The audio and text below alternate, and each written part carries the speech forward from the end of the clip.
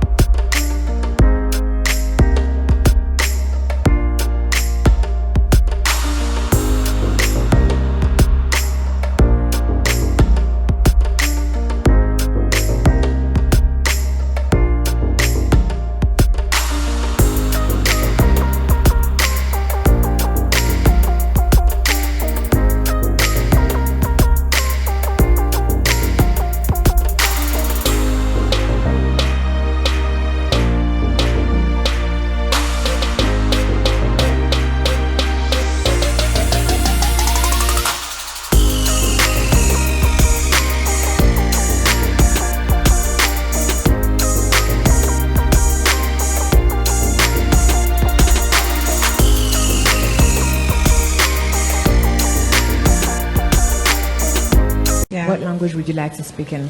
I would like to use Kinyarwanda. Okay, good luck. Thank you. Muheto uri mwiza pe. Murakoze cyane. Warubizi? Murakoze.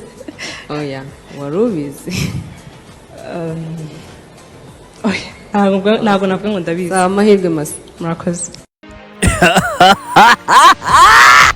Yesu nababwiye ngo mwoka byaramwe mwamura aho ngaho mwasamye mutazi ikipe ikina n'indi. Iyi nyamweru yabibiye ibanga mwanga kuyoka papa.